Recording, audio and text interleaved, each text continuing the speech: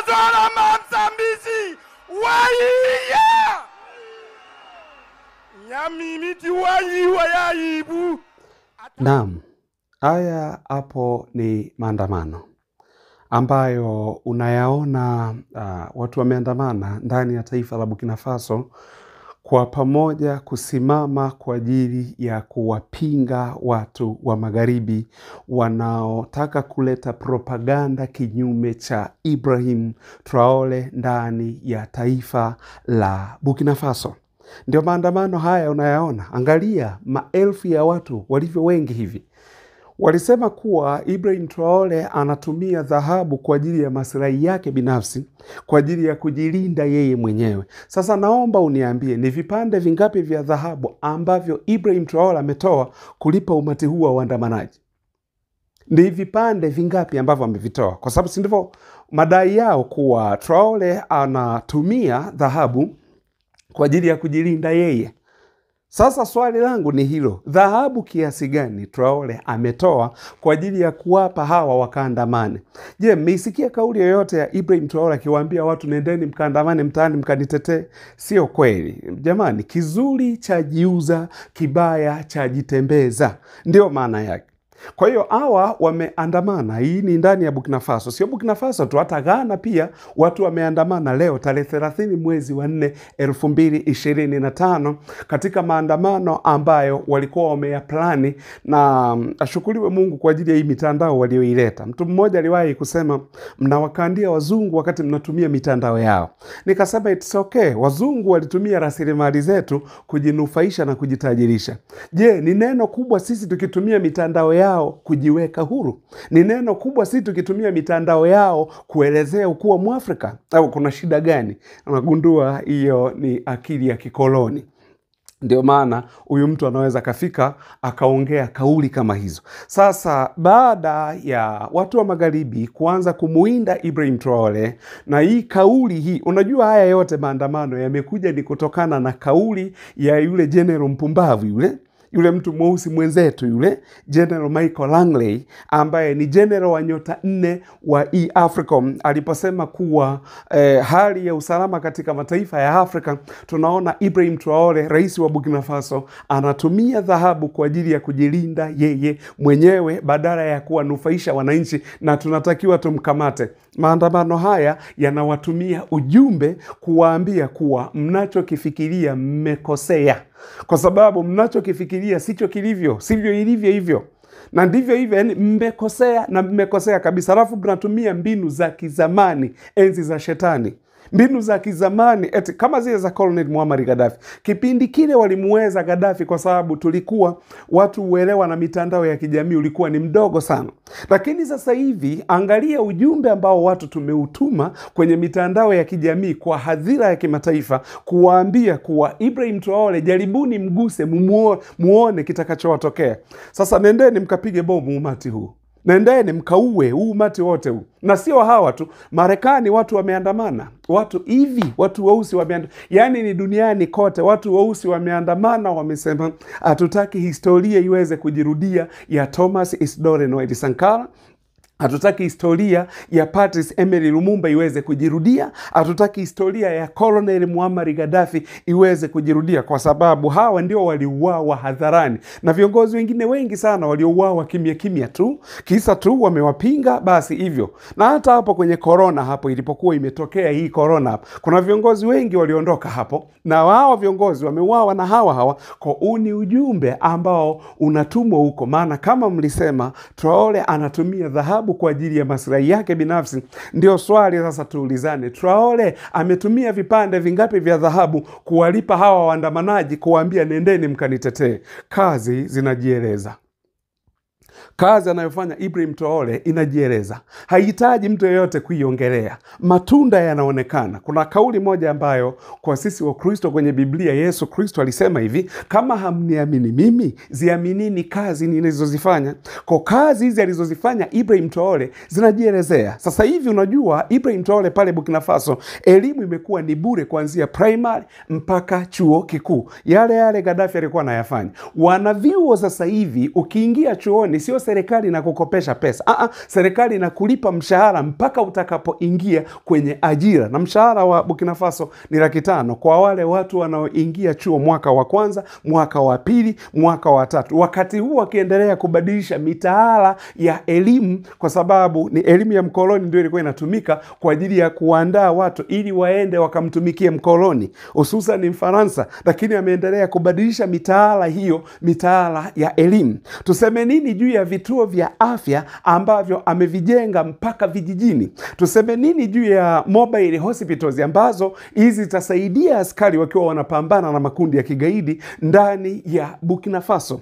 Tuongelee nini juu ya mobile clinics ambazo zitawafuata wagonjwa vijijini ambako huduma za hospitali haziwezi kufika, lakini magari haya yataweza kuwafuata? Hapa tunamaanisha watakuwa wanatibu watu wenye malaria, watakuwa wanadili na mama zetu hawa wanaopata kansa ya matiti, watakuwa wanadili na wajawazito na uzazi, watakuwa wanadili na magonjwa haya mengine haya madogo madogo. Huko vijijini ni magari yanawafuata. Tuseme nini juu ya matrekta 400, pikipiki 714, water pump 710, hizi pawatila 239 alizozinunua kwa mara ya kwanza wakati ndo anaanza kugeuza sasa kufanya mapinduzi ya kilimo katika taifa la Burkina Faso. Utasema nini kuhusiana na mashine 900 ambazo amezinunua kwa ajili ya ujenzi wa barabara? Kwa sababu wakati anaingia madarakani ni kilomita 500 pekee ndizo zilizokuwa na ni barabara ya lami katika taifa la Burkina Faso.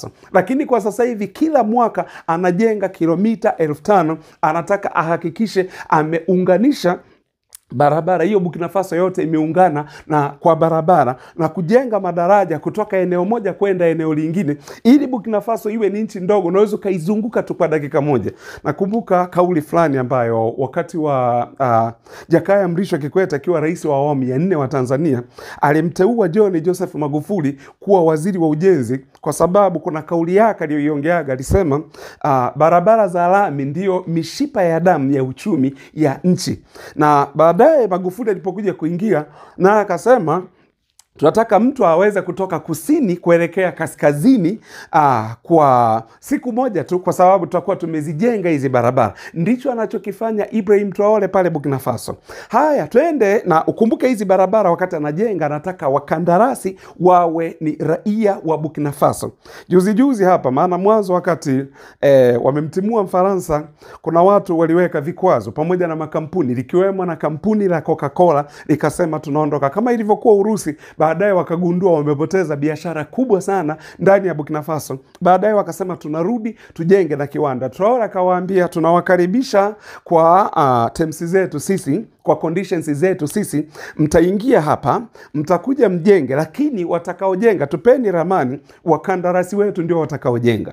Kumbuka, mtu mwenye maono, kiongozi mwenye maono, yale alikuwa anaongeaga comrade John Joseph Magufuli. Alikuwa anawaambia watu, nataka Wachina na wazungu wakija wawaajiri, nyinyi ndio muajiri wao, sio wao kuwaajiri ninyi, kwa sababu nchi hii ni ya kwenu na mna haki ya kunufaika na rasilimali na kazi zinazopatikana kwenye hii nchi.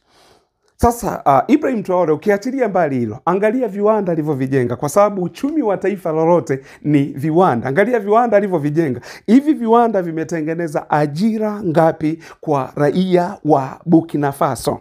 Na viwanda vingi tu, viwanda vya nyanya, viwanda vya unga wa ngano, viwanda vya tambi, viwanda vya tomato paste, hizi tomato sauce na mambo kadha wa kadha, viwanda mbalimbali. Alafu pia vile vile kurudisha migodi ya dhahabu kutoka kwa manyang'au, alafu hii migodi iwe ni chini ya raia wa Burkina Faso. Haya matendo ndio yaliyowapelekea hawa raia kuandamana, kuwaambia mkitaka kumuua Ibrahim Traore hakikisheni mmetumaliza taifa zima, ndio mtamkuta pale mwende mkamuue, kwa sababu matendo yanajieleza. Kenya nimeambiwa kuna maandamano sasa hivi yanaendelea. Wakati Kenya wanaandamana rais wao atoke, Burkina Faso wanaandamana rais wao aendelee. Na ukumbuke pia vile vile ni kuwa huyu alikuwa ni kiongozi wa mpito wa kijeshi, serikali yake ni ya mpito. Ilikuwa baada ya miaka 3 aachie uongozi, aachie utawala wa kiraia. Lakini baada ya miaka 3 kupita, ni raia hawa waliingia mtaani kuandamana, wakasema hapana, tunataka uendelee. Sasa katiba hairuhusu, wanafanyaje? Ikabidi bunge lipige kura, na hiyo kura yenyewe waliopiga ni ya kuongeza muda. Ndio maana Ibrahim Traore amekuwa pale. Sasa huyu ni mwiba.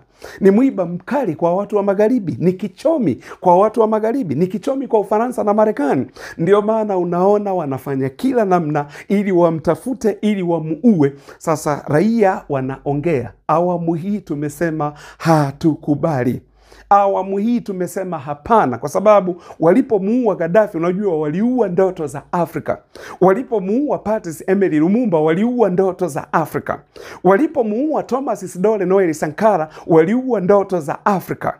Walipowaua viongozi wengine na kuwapindua wakina Osagevo Kwame Nkrumah, waliua ndoto za Afrika. Sasa tena tuna mtu ambaye amekuja na ndoto hizi tunaziona. Sasa tumeona matumaini yanaanza kutokea, wanakuja waue.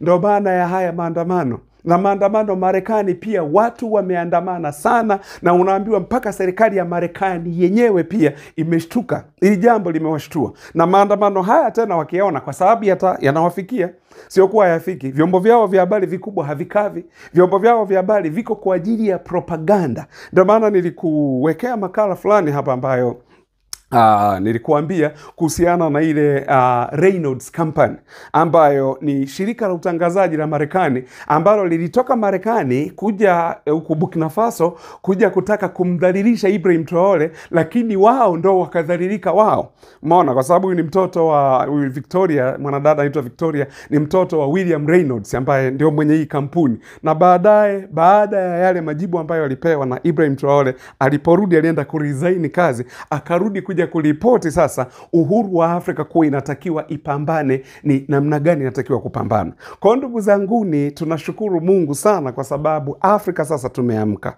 Sijajua tu hapa Kongo wazalendo tunaona ndio wanapambana, alafu wengine wako bize kuweka mikataba. Sijajua, sielewi hii ni nini. Lakini kumbuka kuwa tunatakiwa tulinde viongozi wetu. Tunatakiwa tulinde rasilimali zetu. Rasilimali zetu hata kidogo zisiende nje. Kwa wanataka kumuua Ibrahim Traore kwa sababu amekataa kuwapigia magoti. Kwa sababu amekataa kuabudu. Amekataa misaada, na wao wanalazimisha tunawapa misaada. Kwa sababu kumbuke, wakikupa misaada ndo yale alikuwa anaongea Comrade John Joseph Magufuli. Alikuwa anasema wanakupa 1% kama msaada na unawashangilia, lakini huku wamechukua asilimia zako 99. Kauli hii Ibrahim Traore juzi kairudia. Akasema misaada wanayokuletea ni sawa wamekupa $1, alafu wanachokichukua wameenda na $20. Sasa hizi hatutaki ile $1, tunataka hizi $20 tuzimiliki sisi wenyewe hapa nyumbani. Kwa hiyo ndio maana umeona umati huu sasa umelipuka kwa ajili ya kuwapinga Wafaransa na manyang'au, hususan hiyo kauli ya huyu general mjinga huyu anaitwa Michael Langley, general wa nyota 4 wamempa, kwa sababu wale wanataka kutumia weusi wenzao kuua Waafrika wenzao. Kwa nini wasingempa general ambaye ni mzungu alafu tumuonyeshe kazi? Wakaamua kumpa ugeneral mtu mweusi ambaye walijua huyu ndio tutakayemtumia kwenda kuua Waafrika wenzake, kama walivyomtumiaga Obama kuja kuua Mwafrika mwenzake ambaye ni Gaddafi. Lakini hii tumeikataa. Ndio maana unaona maandamano haya hayajafanyika tu Burkina Faso, yamefanyika Ghana, yamefanyika Afrika Kusini, yamefanyika huko Dakar, Senegal, Bamako, Mali kule, yamefanyika yani Afrika nzima. Na Marekani pia maandamano haya yamefanyika. Alafu cha ajabu zaidi, Marekani mpaka wazungu wameandamana. Ndani ya maandamano ya Marekani mpaka wazungu wako kule. Utatuambia nini? Asanteni sana wanaokuwa Mwafrika, ninawashukuru.